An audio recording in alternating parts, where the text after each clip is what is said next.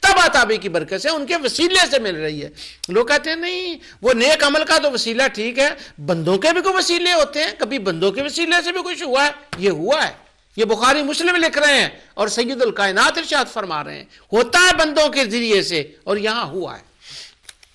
دوسری بات، اگلی بات شروع کرنے سے پہلے یہ میں کرنا چاہتا ہوں آپ کے سامنے کہ یہ جو نبی کریم صلی اللہ علیہ وسلم نے فرمایا میرا زمانہ بہتر ہے، کہتے ہیں جی وہ شخصوں کی بات نہیں ہے، میرے صحابہ کا زمانہ بہتر ہے، تابعین تبع تابعین کا۔ کیا حضور کے زمانے میں جو بہتر زمانہ ہوا ہے وہ کیوں ہوا تھا؟ اس لیے کہ عام طور پر دن کے 12 گھنٹے ہوتے ہیں اور حضور کے زمانے میں دن کے 32 گھنٹے بن گئے تھے۔ عام دنوں میں ہفتہ 8 دن کا ہوتا ہے، 7 دن کا، تو حضور کے زمانے میں 19 دنوں کا ہفتہ بن گیا تھا۔ عام دنوں میں مہینہ 29 یا 30 ڈیز کا ہوتا ہے، تو حضور کے حضور کے نبی کریم صلی اللہ علیہ وسلم کے زمانے میں کوئی 80 دنوں کا مہینہ بن گیا تھا۔ گھنٹے بھی وہی تھے، دن کا وقت بھی وہی تھا، راتیں بھی وہی تھی، دن بھی وہی تھے، سارا کچھ وہی تھا، ہفتے کے دن بھی، مہینے کے دن بھی، سال کے دن بھی، مہینوں کے نام بھی وہی تھے۔ تو بدلا کیا تھا؟ یہ برکت کس کی وجہ سے ہوئی ہے؟ یہ وجود مصطفیٰ کی وجہ سے برکت ہوئی ہے۔ صحابہ کے زمانے میں جو فتح ہوئی ہے وہ وجود صحابی کی وجہ سے ہوئی ہے۔ تابعی کا زمانہ بہترین ہے، وجود تابعین کی وجہ سے ہوئی ہے، تبع تابعین کے وجود کی وجہ سے ہوئی ہے۔ اس کا مطلب یہ ہوا کہ نسبتوں کی برکتیں ہوتی ہیں۔ اگر وقت کی نسبت آقا دو جہاں صلی اللہ علیہ وسلم کے ساتھ ہو جائے تو ثواب بڑھ جاتا ہے، برکت زیادہ ہو جاتی ہے۔ صحابہ سے نسبت ہو، تابعین سے، تبع تابعین سے ہو، تو وہ دن گھنٹوں میں بڑھتے نہیں ہیں، برکت میں بڑھتے ہیں۔ تو اسی طرح اس حدیث سے تو برکت کا مفہوم نکلتا ہے نبی کریم صلی اللہ علیہ وسلم سے، وہ نہیں جو ہمارے شبہ ڈالنے والے دوست خوابہ نکال رہے ہیں۔ اب میں اس کا دوسری سائڈ لے رہا ہوں، اور یہ ذرا آپ اس سے بھی ذرا دھیان سے سنیں۔ وہ یہ ہے کہ ایک بندہ اس نے جمعرات کا ختم دلایا۔ ختم کا یہ مطلب ہے کہ گھر والوں کو اکٹھا کیا، بیوی بیٹھ گئی، بچے بیٹھ گئے، سورہ یاسین کی تلاوت کر لی، ذکر کر لیا، اور اس کے بعد یہ دعا کر دی کہ یا رب العالمین یہ ثواب میرے خاندان سے جو لوگ دنیا سے چلے گئے ان کو عطا فرما دے، ہمارے گھر میں برکت دے دے، میرے بچوں کو دیندار بنا دے، ہمیں دیندار بنا دے، ہمیں دین پر چلنے کی توفیق عطا فرما، ہمارا خاتمہ دین پر فرمانا۔ یہ دعا کی اور گھر میں جو پکا ہوا تھا اس کو کھا لیا۔ اس کو کہتے ہیں جمعرات کا ختم۔ اس کے علاوہ اگر کچھ اور زیادہ کر لیا تو چونکہ لوگ مصروف ہوتے ہیں، کاموں پر ہوتے ہیں، دنیا دار ہیں، ہم لوگ دنیا میں تباہ ہوئے ہیں، وہ صحابہ کرام کی طرح نہیں کہ ہمہ وقت دین میں ہی ہوں۔ یہاں تو لوگ ایسی تباہی ہو گئی ہے نعوذ باللہ، 5 نمازیں نہیں پڑھتے۔ تو ایسی حالت میں لوگوں کو دین کی طرف لانے کے لیے ایک یہ طریقہ ہے۔ دوسرا یہ کہ جمعرات کے دن آپ نے کچھ احباب کو بلا لیا، کھانا آپ نے پکایا، وہ آئے، دعا کی، دین کی بات ہوئی، اس کے بعد اللہ تعالیٰ کے حضور دعا کی۔ تو یہ کام، اس کو ہم کہتے ہیں جمعرات کا ختم، یا ذکر ہو گیا۔ ذکر پر تو میں اگلا پروگرام کروں گا آگے چل کر انشاءاللہ، اس پر میں پورا ذکر کرنے والا۔ اچھا، اگر کوئی بندہ محلے میں یہ کام کرتا ہے، لیکن یہ جمعرات کا دن اس لیے ہوتا ہے کہ وہ جمعہ کا برکت والا دن ہوتا ہے، اس پر بھی میں آگے بات کروں گا۔ تو وہ کہتے ہیں جو محلے کے بندے شبہ ڈالنے والے دوست ہوتے ہیں وہ آتے ہیں، وہ کہتے ہیں یہ بتائیں کہ یہ کام صحابہ نے کیا تھا؟ جی نہیں، اس بندے کے مطابق نہیں کیا۔ تو وہ کہتے ہیں پھر تو یہ بدعت ہو گیا۔ کیوں؟ بدعت وہ کام ہوتا ہے جو صحابہ نے نہ کیا ہو۔ تو جب صحابہ نے نہیں کیا تو تم نے یہ کیوں کیا؟ بتائیں ابو بکر نے کیا ہے، بتائیں عمر نے کیا ہے، بتائیں عثمان نے کیا ہے، بتائیں علی نے کیا ہے، بتائیں بلال نے کیا ہے، بتائیں ابو ہریرہ نے کیا ہے، بتائیں انس بن مالک نے کیا ہے۔ وہ جتنے نام صحابہ کے آتے ہیں نا وہ بول دیتے ہیں، بتائیں۔ وہ سادہ بندہ ہوتا ہے اللہ کا، اس نے ایک کار خیر کیا ہوتا ہے۔ اب وہ صحابہ کی زندگیاں الاستیاب تو اس نے پڑھی نہیں ہوتی، الاصابہ اس الغابہ تو پڑھی نہیں ہوتی، اور پھر اس فارم میں تو صحابہ کرام نے کیا بھی نہیں ہوتا۔ اب وہ کیا بیان کرے؟ لیکن اس کو صحابی کا نام کا رعب ڈالا جاتا ہے، اور صاحب یہ کہ جو کام صحابی نے کہ وہ بدعت ہے، اور ساتھ یہ روایت پڑھ دی جاتی جو میں نے ابھی آپ کو بتائی ہے۔ تو کیا صحابی کا کام اگر فرض کریں ہم دکھا دیں، میں ایک مثال دیتا ہوں آپ کو، اگر ہم صحابی کا یہ کام دکھا دیں کہ صحابہ کرام نے ختم قرآن کیا، لوگوں کو جمع کیا اور انہوں نے دعا کی، برادری والوں کو جمع کیا، انس بن مالک نے کیا، تو کیا وہ ہمارے شبہ ڈالنے والے دوست مان جائیں گے اس بات کو؟ قول صحابی کو اور عمل صحابی ان کے لیے کافی ہو جائے گا؟ وہ مان لیں گے؟ بعض میرے ناظرین جو ہیں پروگرام دیکھنے والے، وہ کہیں گے کہ ہاں ہو سکتا ہے، آپ دکھائیں تو صحیح، ہو سکتا ہے کہ وہ مان جائیں۔ میں آپ کو قسم اٹھا کر کہتا ہوں، اگر انس بن مالک کا دکھا دیں، ابو ہریرہ کو دکھا دیں، کسی صحابی کا دکھا دیں، تو وہ نہیں مانیں گے۔ یہ صرف ایک روب ڈالنے کا ایک فیشن بن گیا ہے کہ صحابہ سے دکھائیں، صحابہ سے دکھائیں، صحابہ سے دکھائیں۔ یہ ایک روب اور فیشن ہے، وہ نہیں مانتے صحابہ کرام کے کام کو، وہ کہتے ہیں نہیں قرآن۔ پھر جب اگر آپ صحابہ کرام سے دکھا دیں تو وہ اگلی بات کریں گے کہ دکھائیں کہ یہ کام حضور نے کیا ہے کہ نہیں۔ اس کی ایک میں مثال ایک دو آپ کو دیتا ہوں۔ ابھی پچھلے دنوں میں نے اللہ تعالیٰ کی رحمت سے اس کے اوپر کافی پروگرام کیا، قراءۃ القبور کے اوپر بڑی تفصیل سے وہ پروگرام ہوا۔ قراءۃ القبور پر میں نے محدثین کے وہ سارے حوالہ جات آپ کے سامنے رکھے۔ ایک میرے دوست ہیں بڑے، انہوں نے وہ میرا پروگرام دیکھا، تو انہوں نے قراءۃ القبور کے اوپر وہ جب میں بولتا جاتا تھا تو انہوں نے کچھ حوالہ جات بھی لکھ لیے۔ انہوں نے پاکستان میں فون کیا کہ آپ قبر پر قرآن جب جائیں نا تو الحمد شریف پڑھ لیں، سورہ فاتحہ پڑھ لیں، سورہ بقرہ کی ابتدائی آخری آیات پڑھ لیں، تو آپ پڑھ کر قبرستان میں یہ کر سکتے ہیں۔ تو جن کو انہوں نے فون کیا وہ ذرا اس دماغ کا بندہ تھا کہ وہ اس بات کو نہیں مانتا تھا کہ جی نہیں، وہ نہیں، یہ نہیں کرنا چاہیے۔ انہوں نے کہا نہیں کر سکتے ہیں۔ اس نے اسے کہا، وہ جو بندہ تھا اس نے اس میرے دوست سے کہا کیا یہ کام صحابہ نے کیا تھا؟ چونکہ عادت پڑی ہوئی تھی نا، وہ فوراً اس کی زبان سے وہ بات نکلی، کیا صحابہ نے یہ کام کیا تھا؟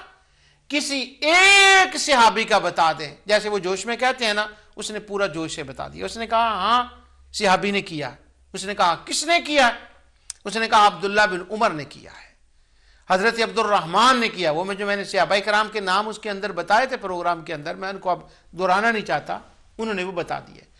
ان صاحب نے کہا کہ آپ ایسا کریں کہ میرے بجائے بات کرنے کے ہمارے جو مسجد کے خطیب ہیں نا، بڑے عالم ہیں، وہ مدینہ یونیورسٹی سے پڑھ کر آئے ہیں، تو آپ ان سے یہ بات کریں، کیونکہ مجھے تو ان کا پتہ نہیں ہے جو آپ کہہ رہے ہیں کہ جی ہاں وہ عبداللہ بن عمر نے کیا۔ انہوں نے کہا اچھا ان کا نمبر دیں۔ انہوں نے ان کو فون کیا، انہوں نے کہا جی عبداللہ بن عمر نے کہا ہے، پسند کیا ہے کہ وہ پڑھنا قراءۃ القبور کا۔ تو انہوں نے کہا وہ جو صاحب مدینہ یونیورسٹی ہے، وہ کہنے لگے وہ تو ساری روایتیں ہی ضعیف ہیں، وہ تو من گڑت ہیں، وہ تو کہیں ثابت نہیں، وہ تو برس پڑے۔ ان کے سامنے اب انہوں نے اتنی محنت کی کہ وہ میری تقریر سن کے ازالہ شبہات جن پر وہ میں نے لیا، شاید ان کو کوئی خاص ضرورت تھی، انہوں نے وہ کتابیں بائے کر لیں۔ انہوں نے وہ سامنے کتاب رکھی الاذکار امام نووی کی، تو میں نے اس کے اندر وہ بتایا تھا کہ امام نووی کہتے ہیں یہ جو روایت ہے بے اسناد جید ہے، بے سند حسن ہے، اس کی روایت بھی حسن ہے اور یہ جید ہے۔ تو وہ جب انہوں نے کہا نا وہ تو من گھڑت ہے، وہ موضوع ہے، وہ فلاں ہے، وہ شروع ہو گئے۔ تو انہوں نے کہا جی کہ بات یہ ہے کہ یہ امام نووی نے تو لکھا یہ حسن ہے، بہقی نے کہا ہے حسن ہے، تو اب آپ فرما رہے ہیں کہ یہ درست نہیں، تو یہ تو نہیں بات بنتی، یہ تو حسن ہے، تو لہٰذا قراءۃ القبور جائز ہے، کیونکہ آپ نے کہا کہ صحابی کا دکھائیں، صحابی کا تو میں نے بتا دیا۔ اب وہ جو صاحب مدینہ یونیورسٹی کے فاضل تھے وہ برسے، وہ کہنے لگے یہ صحابی کی بات ہے نا، رسول اللہ صلی اللہ علیہ وسلم سے دکھائیں کہ نبی کریم صلی اللہ علیہ وسلم نے قراءۃ القبور کیا ہو، یا اس کا حکم دیا ہو، یا آپ نے جنت المعلی میں جا کر کیا ہو، جنت البقیع میں کیا ہو، احد پر کیا ہو، حضور کا دکھائیں۔ تو انہوں نے کہا حضرت جناب ابھی تو آپ فرما رہے تھے کہ صحابی کا دکھائیں، تو میں نے صحابی کا تو دکھا دیا، تو صحابی تک آپ رہتے، آپ نے کہا تھا جو کام صحابہ کے زمانے میں ہو وہ کام عبادت ہوتا ہے، وہ جائز ہوتا ہے، اور جو کوئی صحابی کرے وہ جو میں نے دکھا دیا۔ تو انہوں نے کہا نہیں میں نہیں مانتا، رسول اللہ صلی اللہ علیہ وسلم سے دکھائیں۔ سبحان اللہ۔ تو یہ ایک مسئلہ ہے کہ اگر صحابی سے دکھا بھی دیں، کہ ختم قرآن صحابہ کرتے تھے، انس بن مالک کرتے تھے، تو کیا وہ ماننے والا مان لے گا؟ اور اگر وہ ذرا بڑا آدمی ہو، یہ تھا اس نے کہا کہ حضور سے دکھائیں، اگر وہ دوسرے ایک ہو، ایک خوارج ہو، تو وہ یہاں نہیں ٹھہرے گا۔ اگر ہم یہ بخاری سے دکھا دیں، مسلم سے دکھا دیں، ابو داؤد طیالسی سے کوئی فعل صحابی کا دکھا دیں، کسی کے مطالبہ کہے کہ یہ صحابی نے کیا، ہم کہیں یہ دیکھیں کیا، یہ لکھا ہے، تو پھر وہ وہاں سٹیپ نہیں کرے گا، وہ کہے گا قرآن سے دکھائیں۔ یعنی ہمارا کام منانا تو ہے ہی نہیں، ہمارا کام تو سنانا۔ میں آپ کو یہ بات کلیئر کر رہا ہوں کہ یہ لفظ فیشنی لفظ ہے کہ صحابہ سے دکھائیں۔ ارے بابا، جب صحابہ سے دکھاتے ہیں تو کوئی نہیں مانتا۔ کیوں؟ کسی بات کا ماننا اور ہے، جاننا اور ہے، اور اللہ تعالیٰ کسی کے دل کے اندر کسی بات کا گھر کر دے، یہ بات اور ہے۔ لیکن صحابہ اکرام سے وہ باتیں ثابت ہیں جب آپ اپنے شبہ ڈالنے والے دوستوں کو دکھاتے ہیں تو وہ مانتے نہیں ہیں۔ اب میں اس کا فائنل کر رہا ہوں، وہ یہ کہ یہ میرے پاس حافظ ابن تیمیہ کا فتاویٰ ہے، اور اس کا کتاب توحید الالوہیہ، یہ اکثر اس کتاب کے میں آپ کو حوالے دیتا رہتا ہوں۔ تو اس کے اندر انہوں نے ایک بحث چھیڑی، یہ بات انہوں نے فتاویٰ کے اندر بھی چھیڑی۔ وہ جب میں فتاویٰ کا حوالے دیتا ہوں تو بعد مرتبہ مجھے دوست کہتے ہیں وہ نمبر ضرور بتائیں، تو نمبر بھی لکھ لیں۔ لکھنا تو کسی نے کیا، اگر کسی نے لکھنا ہو تو مجموعہ فتاویٰ، مجموع الفتاویٰ، جلد 1، جز 1، اور صفحہ نمبر 219، اور کتاب توحید الالوہیہ، اس کے اندر بھی انہوں نے یہ بات کی ہے۔ اور یہ کتاب میرے پاس ہے، اس کا بھی میں آپ کو دکھاتا ہوں، وہ قاعدہ جلیلہ، اس کے اندر جو وسیلے کے اوپر حافظ ابن تیمیہ کی کتاب ہے، اس کے اندر بھی انہوں نے یہ بات کی ہے۔ وہ کہتے ہیں کہ وہ قصہ میں نے آپ کو سنایا ہے، جب میں نے وسیلے کی بات کی تھی، وہ اس پر میں نے بڑی تفصیل سے وہ سارے یہ حوالے پڑھے تھے، میں اس کا ہنٹس دے رہا ہوں، اشارہ کر رہا ہوں آپ کو اب اس وقت۔ حضرت عثمان بن حنیف، جن کو ہم حنیف کہتے ہیں رضی اللہ عنہ، ان کو نبی کریم صلی اللہ علیہ وسلم نے ایک دعا بتلائی تھی جب وہ نبینا تھے اور حضور کے پاس آئے، تو وہ اس کی دعا کے اندر تھا کہ یا اللہ میں تیرے نبی کے وسیلے سے دعا کرتا ہوں، اللہ نے ان کو آنکھیں عطا فرما دی۔ اب نبی کریم صلی اللہ علیہ وسلم کی دنیا سے تشریف لے جانے کے بعد حضرت عثمان غنی رضی اللہ تعالیٰ کا زمانہ تھا، تو اس زمانے میں ایک بندہ ان کے پاس آیا، انہوں نے کہا میری یہ کوئی مشکل ہے، تو میں خلیفہ راشد کے پاس جا رہا ہوں، مگر وہ مصروف بہت ہوتے ہیں اور یہ مسئلہ حل نہیں ہو رہا۔ تو حضرت عثمان بن حنیف نے ان کو کہا کہ میں تمہیں وسیلے والی وہ دعا بتلاتا ہوں جو رسول اللہ صلی اللہ علیہ وسلم نے مجھے بتلائی، اس وسیلے سے دعا کرو تمہارا کام ہو جائے گا۔ اس نے وہ دعا کی اور اللہ نے اس کا وہ کام کر دیا۔ یہ واقعہ قاعدہ جلیلہ کے اندر بھی ہے، فتاویٰ کے اندر بھی ہے، امام طبرانی نے بھی اس کا ذکر کیا۔ پہلے تو حافظ ابن تیمیہ نے اس کی سند کے اوپر بحث کی، کیا یہ بات ثابت ہے کہ نہیں؟ علامہ البانی نے بھی اس کے اوپر بات کی۔ اب وہ سندوں کے اوپر بات کرنے کے بعد وہ میں کر آیا ہوں، اور اس کا جواب شیخ سعید ممدوح نے ان کے اعتراضات کا وہ دیا، وہ بھی میں سارا پیچھے بیان وسیلے کے بعد میں بیان کر رہا ہوں۔ میں صرف یہ سمجھانا چاہتا ہوں کہ یہ بات جو ابھی میں حوالہ پڑھنے والا ہوں، یہ کس کانٹینٹس میں انہوں نے اس بات کا ذکر کیا ہے۔ وہ کہتے ہیں کہ عثمان بن حنیف نے جو دعا سکھلائی تھی، تو اس پر وہ تبصرہ کرتے ہیں، حافظ ابن تیمیہ کہتے ہیں کہ کیا حضرت عثمان بن حنیف کا یہ کہنا کہ تم ذات رسول کے وسیلے سے دعا کر لو، اور سرکار دو عالم صلی اللہ علیہ وسلم کی دنیا سے تشریف لے جانے کے بعد اس کو بنیاد بنا کر یہ کہنا کہ وسیلہ جائز ہے، حافظ صاحب کا اس پر تبصرہ سنیں۔ وہ کہتے ہیں وَمِثْلِ هَذَا لَا تُثْبَتْ بِهِ شَرْعِيَّةٌ كَسَائِرِ مَا يُنْقَلُ عَنْ أَحَادِ الصَّحَابَةِ فِي جِنْسِ الْعِبَادَاتِ او الاباحات او الاجابات او التحریمات اذا لم يوافقه غیره من الصحابہ علیہ وکان ما یثبت ان النبی صلی اللہ علیہ وسلم یخالفه لا يوافقه لم يكن فعله سنت یجب علی المسلمین اتباعها بل غایہ ان یکون ذلك مما یسوء فیہ الاجتہاد ومما تنازعت فیہ الامہ فیجب ردہ الى اللہ ورسول۔ آگے اس کے ایک بات پھر دوسری مثال وہ دیتے ہیں، کہتے ہیں میں آپ کو یہ بات بتا دوں کہ ایسی روایات اور صحابہ کے احاد ان سے جو خبریں ایسی منقول ہیں عبادات کے اندر، اس سے نہ مباح ثابت ہوتا ہے، نہ اس سے واجب ثابت ہوتا ہے، نہ اس سے حرام ثابت ہوتا ہے۔ صحابہ کے اس طرح عمل کرنے سے تو کچھ بھی ثابت نہیں ہوتا۔ اصل چیز وہ ہے کہ جو نبی کریم صلی اللہ علیہ وسلم نے کی ہے اور صحابی کے کرنے سے لم یکن فعل و سنت یجب علی المسلمین اتباعها، مسلمانوں پر کوئی واجب نہیں ہے کہ اس کام کی وہ کاپی کریں جو صحابی نے خود کیا ہو، اور صحابی کے کرنے کی وجہ سے کام کا اسلام کے اندر سرے سے ثبوت ہی نہیں ہوتا۔ کب ہوتا ہے؟ ہاں، یہ ان کا ذاتی اجتہاد ہوتا ہے صحابی کا۔ میں اگر آپ کو اپنی بات سمجھا سکا ہوں، ایک طرف شور ہوتا ہے صحابی سے دکھائیں، اگر دکھائیں تو یہ جواب سن لیں۔ آپ کو کبھی اتفاق نہیں نہ ہوا صحابہ کا دکھانے کا؟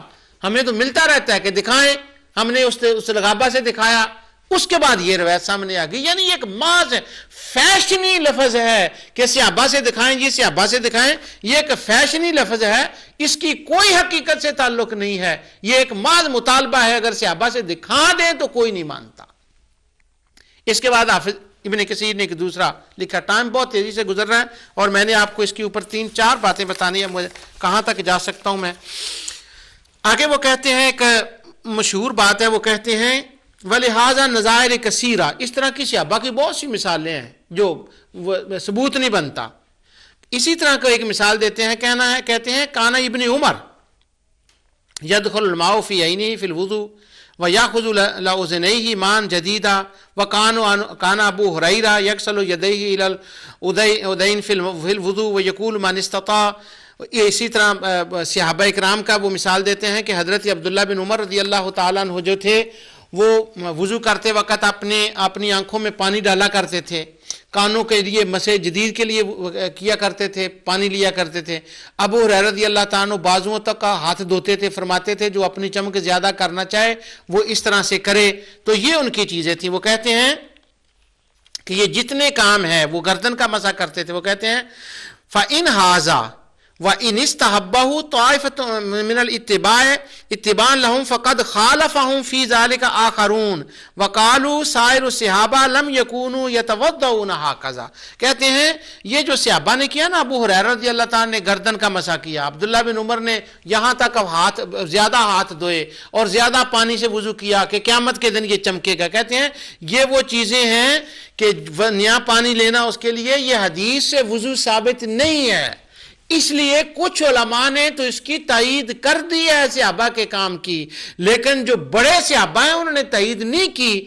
یعنی معنی کیا نکلا اس کا؟ پھر میں وہ عبارت پڑھتا ہوں، وہ کہتے ہیں ما ينقل عن احادیث الصحابہ فی جنس العبادات والاباحات والاجابات تحریمات اذا لم یوافقا، اور پھر یہ کہتے ہیں لم یکن فعلہ سنہ یجب علی المسلمین اتباعها بل غایۃ یکون ذلک مما یسوء فیہ الاجتہاد۔ وہ کہتے ہیں کہ یہ کام صحابہ نے کیے، مگر ان کاموں کے کرنے سے ہمارے لیے کچھ نہیں ہے، ہمارے اوپر کچھ واجب نہیں ہے کہ ہم وہ کام کریں، اگرچہ یہ کام صحابہ اکرام نے کیے ہیں۔ اب میں پوچھتا ہوں آپ سے کہ یہ جو کہا جاتا ہے جی کہ وہ دکھائیں صحابہ اکرام سے کہ انہوں نے یہ کام کیا ہے کہ نہیں کیا، اگر صحابہ کرام سے دکھا دیں تو کیا ہوگا؟ اس بات پر میں زور دے رہا ہوں، یہ میں سمجھانے کی کوشش کر رہا ہوں۔ ابو ہریرہ نے کیا، کہتے ہیں دلیل نہیں ہے۔ عثمان بن حنیف نے کیا، کہتے ہیں دلیل نہیں ہے۔ عبداللہ بن عمر نے قراءۃ القبور کی، کہتے ہیں دلیل نہیں ہے۔ حضرت عمر فاروق رضی اللہ تعالیٰ نے تین طلاقوں کو 3 طلاقیں کہا، کہتے ہیں بخاری مسلم کے اندر وہ ایک الگ بڑا مارکۃ الآراء مسئلہ ہے۔ حافظ ابن تیمیہ کہتے ہیں نہیں 3 طلاقیں۔ حضرت عمر کہیں، حضرت عبداللہ بن عمر کہیں، ابو ہریرہ کوئی کام کریں، دوسرے صحابہ کریں، تو وہ کہتے ہیں ہو سکتا کوئی عالم ان سے متفق ہو جائیں، لیکن شریعت کے اندر دلیل نہیں بنتا۔ اب میں پوچھتا ہوں کہ یہ جو لوگ کہتے ہیں کہ جی جو کام صحابہ نے نہ کیا ہو وہ نہیں کرنا چاہیے، تم یہ ہر وہ عبادت جس کو صحابہ کرام نے نہیں کیا سو تم بھی اس کو مت کرو، جو قول ہے جو صحابہ نے نہیں کیا اس کا کرنا، جو صحابہ کرام سے ثابت نہ ہو اس کا کرنا بدعت ہے، جو صحابہ کرام سے نہ ثابت ہو اس کا کرنا بدعت ہے۔ یہ صحابہ سارا کچھ کر رہے ہیں، پھر بھی وہ زور دے رہے ہیں کہ نہیں، اس طرح سے نہیں وہ بات بنتی۔ وہ کہتے ہیں کہ بات اس طرح سے بنتی ہے کہ اس طرح سے بات بنتی ہے کہ کام صحابی نے کیا ہو، تمام صحابہ نے اس کے ساتھ اتفاق کر لیا ہو، تمام صحابہ نے اس کے ساتھ اتفاق کر لیا ہو۔ اگر تمام صحابہ نے اتفاق نہیں کیا تو قول صحابی ہو یا فعل صحابی ہو وہ حجت نہیں بنتا۔ اب اس وقت میں اس مسئلے پر بات نہیں کر رہا کہ اگر صحابہ کرام کا کسی مسئلے میں اختلاف ہو تو ترجیح کس کو ہوگی، یا اختلاف ہوتا ہے تو ان کی لیگل نوعیت کیا ہوتی ہے، میں اس مسئلے سے بات نہیں کر رہا۔ کیا قول صحابی فعل صحابی حجت ہوتا ہے کہ نہیں ہوتا، اس مسئلے پر بھی میں بات نہیں کر رہا۔ میں صرف یہ کہہ رہا ہوں کہ یہ جو فیشن ہے نا کہ یہ کام صحابہ سے دکھائیں، دودھ کا گلاس رکھا ہو تو کہتے ہیں صحابہ سے دکھائیں، اب صحابہ سے دکھائیں، صحابہ سے دکھائیں۔ وہ جب صحابہ کی باری آتی تو گرین جھنڈی دکھا دیتے ہیں، کوئی صحابہ کو نہیں مانتا اس معنی میں، وہ قول صحابی کو کہہ رہے ہیں، اس سے تو مباح بھی ثابت نہیں ہوتا، مستحب بھی ثابت نہیں ہوتا، کچھ بھی ثابت نہیں ہوتا۔ یہ صحابہ کی مثالیں میں پڑھ کر آپ کو سنا رہا ہوں۔ ابھی دوسرا سن لیں، عظیم صحابی، اور ان کو حافظ ابن تیمیہ شاب صالح صحابی کہتے ہیں، کہ جوان صحابی، شاب صالح صحابی کہتے ہیں۔ ان کے بارے میں انہوں نے جو کچھ لکھا ہے اس کا میں بتا دیتا ہوں آپ کو۔ یہ بھی مجموع الفتاوی ہے، جلد پہلی ہے، جز پہلا ہے، صفحہ نمبر 219 ہے، کتاب توحید الالوہیہ ہے۔ اس کے اندر بھی وہی اسی صفحے کی وہ عبارت آ رہی ہے جس کا اوپر میں نے وہ عثمان بن حنیف کا، ابو ہریرہ کا وہ پڑھ کر آیا ہوں۔ اب دوسرا، یہ مسئلہ بڑا مشہور ہے اس لیے میں اس کا اشارہ کروں گا، پہ پورا نہیں پڑھتا۔ کہتے ہیں وَكَذَلِكَ ابن عمر کان یتحرّا ان یسیر مواضع سیر النبی صلی اللہ علیہ وسلم وینزل مواضع منزلہ ویتوضع فی السفر حیث راہ یتوضع ویصب فضل مائه على شجرہ صب علیہا ونحو ذلك مما استحبہ طائفۃ من العلماء ورآه مستحبا ولم يستحب ذلك جمهور العلماء كما لم يستحبه ولم يفعله كابر الصحابة كأبي بكر وعمر وعثمان وعلي وابن مسعود ومعاذ بن جبل ولم يفعلوا مثل ما فعل ابن عمر ولو رآه مستحبا لفعلوا كانوا كما كانوا يتحرون متابعته والاقتداء به۔ اس کا خلاصہ یہ ہے، وہ کہتے ہیں کہ عبداللہ بن عمر رضی اللہ تعالیٰ عنہ، انہوں نے شاب صالح صحابی لکھا ہے، وہی میں کوٹ کر رہا ہوں۔ ان کا کام یہ تھا کہ یہ نبی کریم صلی اللہ علیہ وسلم کی ان جگہوں کو تلاش کرتے تھے، کوشش کرتے تھے جانے کی، وہاں جانے کی، پہنچنے کی، جہاں نبی کریم صلی اللہ علیہ وسلم نے کہیں قیام کیا تھا، جس درخت کے نیچے حضور بیٹھے تھے اس کو پانی دیا کرتے تھے۔ قاضی یاد نے لکھا کہ حضرت عبداللہ بن عمر رضی اللہ تعالیٰ عنہ ایک مرتبہ ایک درخت کے نیچے سے گزرے تو وہ درخت کی شاخیں ذرا نیچے تھیں، تو عبداللہ بن عمر نے اپنا سر نیچے کر لیا۔ وہ ایسا رستہ تھا کہ 4 چفیرے درخت تھے جیسے ہمارے ہاں ہوتا ہے، تو وہ درمیان سے گزر رہے تھے۔ تو عبداللہ بن عمر، حضور نبی کریم صلی اللہ علیہ وسلم بھی وہاں سے گزرے تھے، حضور گھوڑے پر سوار تھے، وہ برانچز جو درخت کی شاخیں تھیں وہ نیچے تھیں، تو نبی کے وسلم نے ایسے سر مبارک اپنا نیچے کر لیا کہ وہ شاخیں نہ لگے۔ عبداللہ بن عمر وہاں سے پیدل گزر رہے ہیں، تو جب یہ پیدل گزرے تھے انہوں نے بھی یہاں ایسے کر لیا۔ تو کسی نے کہا آپ نے ایسا کیوں کہا؟ کہ انہوں نے کہا میں تو کسی کی ادا کو ادا کر رہا ہوں۔ تو یہ عاشق مصطفیٰ، سارے صحابہ عاشق تھے، مگر ہر ایک کے اندر ایک جذبے کے اعتبار سے الگ الگ ہوتا ہے کہ کسی کا جذبہ کتنا ہوتا ہے۔ تو عبداللہ بن عمر کے بارے میں کہتے ہیں کہ یہ کوشش کیا کرتے تھے ان راستوں پر سفر کرنے کی، اور جہاں نبی کریم صلی اللہ علیہ وسلم نے کہیں اترے تھے، وَيَنزِلُ مَوَادِ مَنزِلَا، جہاں حضور کبھی اترے تھے تو وہاں جا کر وہ اترا کرتے تھے، وہاں وہ ٹھہرا کرتے تھے، اور جہاں وَيَتَوَضَّأَ فِي السَّفَرِ حَيْثُ رَآهُ يَتَوَضَّأ، سبحان اللہ، اور جہاں نبی کریم صلی اللہ علیہ وسلم نے وضو کیا تھا تو حضرت وہاں جا کر وضو کیا کرتے تھے، اور وضو کا پانی اس درخت کو ڈالا کرتے تھے جہاں نبی کریم صلی اللہ علیہ وسلم نے وضو فرمایا تھا، جس درخت کے اندر، سبحان اللہ، کہ یہ درخت کہیں سوکھ نہ جائے، یہ عشق والوں کے بڑے عجیب معاملے ہوتے ہیں. تو یہ عاشق صحابی تھے, یہ عشق کا اظہار کر رہے تھے, یہ برکت کے لیے جا رہے تھے. امام بخاری نے کتاب مساجد مکہ اور مدینہ کے درمیان کا ایک باب باندھا ہے. وہاں انہوں نے حافظ ابن تیمیہ نے تو یہ اشارے کیے ہیں نا, امام بخاری نے ایک ایک چیز کا نام لکھا ہے وہاں پر بخاری کے اندر کہ عبداللہ بن عمر رضی اللہ تعالیٰ کن کن جگہوں کو تلاش کیا کرتے تھے.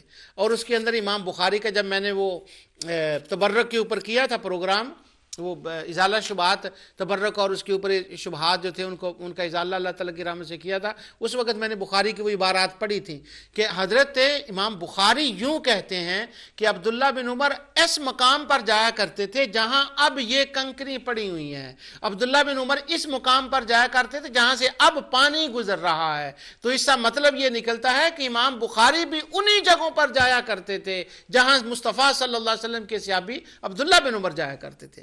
ہاں جی, تبرک متبرک مقامات پر جانا جائز ہے, صحابی گئے تھے, عبداللہ بن عمر گئے تھے. تو اب حافظ ابن تیمیہ کی کہتے ہیں, وہ کہتے ہیں کہ یہ مستحب نہیں ہے جس طرح سے انہوں نے کیا ہے. تو عبداللہ بن عمر کا یہ کرنا ولم یستحب ذالک, یہ مستحب نہیں ہے, اس سے کچھ ثابت نہیں ہوتا. تو یہ پتہ یہ چلا کہ نبی کریم صلی اللہ علیہ وسلم کے صحابہ کے بارے میں یہ جو کہا جاتا ہے صحابی سے دکھائیں, اس کا یہ حال ہے. اور آگے مجھے وہ اشارہ ہو گیا ٹائم کا. اب میں آپ کو دوسرا یہ بتاتا ہوں کہ دیکھیں اسی بات کو وہ آگے چلا رہے ہیں اور آگے جا کر وہ کہتے ہیں کہ یہ کام ٹھیک نہیں ہے, ان کاموں کا کرنا اس طرح سے درست نہیں ہے. تو آگے تو حافظ صاحب نے غضب کر دیا, وہ کہتے ہیں کہ بل ھذا من البدع التي ينهى عن عمر بن الخطاب كما ثبت بالاسناد الصحیحہ. وہ کہتے ہیں ان کاموں کا تو کرنا سرے سے بدعت ہے جس طرح سے حضرت عمر فاروق رضی اللہ تعالی عنہ ان کاموں سے منع کیا کرتے تھے. اب وہ منع کرنے کی روایت پر میں تفصیل سے گفتگو کر چکا ہوں. اس کے اوپر یہاں پر انہوں نے یہ لکھا کہ انہوں نے جو ہے وہ بدعہ ہے جو حضرت عبداللہ بن عمر رضی اللہ تعالیٰ کام کیا کرتے تھے. سبحان اللہ, اگر حضرت عمر فاروق رضی اللہ تعالیٰ جو کام کرتے ہیں وہ بدعت ہے تو پھر باقی کیا رہ گیا اور کیا مسئلہ اس کا رہ جاتا ہے. یہاں پر یہ جو میرے پاس کتاب ہے, کتاب اقتداء الصراط المستقیم, اسی کے اندر بھی انہوں نے یہ بات ذکر کی ہے. اب وہ صفحہ نہیں مل رہا, میں اگلے پروگرام میں بتا دوں گا. یہاں پر انہوں نے اس کو لکھا ہے کہ یہ جو کام ہے یہ بدعت ہی نہیں, یہ ذریعہ شرک ہے, یہ جو حضرت عمر فاروق عبداللہ بن عمر رضی اللہ عنہ کے کام ہے. تو آج کے اس ساری گفتگو میں نے آپ کے سامنے دو باتوں کا اظہار کیا ہے. ایک تو یہ کہ بدعت وہ کام ہوتا ہے جو صحابہ کے زمانے میں نہ ہو, یہ بھی فیشنی لفظ ہے. اس کے بعد ہمیں دکھائیں کہ کیا یہ کام صحابہ کرام نے کیا تھا. اگر یہ دکھا دیں تو کیا اس پر وہ مان جائیں گے یا وہ دلیل بن جائے گی. تو اس کے اوپر بالکل وہ دلیل جو ہے وہ نہیں بنتی. آگے انہوں نے کیا ہے کہ ومن قال من العلماء ان قول صحابی حجہ فانما قاله اذا لم يخالف غیر من الصحابہ ولا عرف الناس يخالف. وہ کہتے ہیں صحابی کا قول صرف کام اسی وقت حجت ہو سکتا ہے جب دوسرے صحابہ نے اس کی مخالفت نہ کی ہو اور صحابہ کے اندر اس نے شہرت نہ ڈالی ہو. اور اگر یہ بات نہیں ہے تو صحابی کا کام حجت نہیں ہو سکتا. لہٰذا یہ بالکل فیشن ہے کہ صحابی سے دکھائیں, میلاد صحابی سے دکھائیں, جمعرات کا ختم صحابہ کرام سے دکھائیں. تو بدعت وہ ہوتی ہے جو قرآن و سنت کے خلاف ہو اور اللہ تعالیٰ کے احکام کے خلاف ہو, اسلام سے وہ ٹکرا رہا ہو, وہ بدعہ سیئہ ہوتی ہے. اگر نہ ٹکرا رہا ہو تو وہ بدعہ کم از کم اگر اپنی حیت میں ہوگی تو وہ بدعہ حسنہ ہوگی. اس کے اوپر انشاءاللہ اگلے پروگرام میں تفصیل سے گفتگو کروں گا. آج امید ہے کہ یہ دو باتیں آپ تک میں نے اللہ تعالیٰ کی رحمت سے پہنچا دی کہ یہ فیشن کو یاد رکھیں اور اس دلیل کو یاد رکھیں کہ بدعہ کس کو کہتے ہیں. جو کچھ میں نے کہا اللہ تعالیٰ اسے قبول فرمائے. وما علیہ الا البلاغ.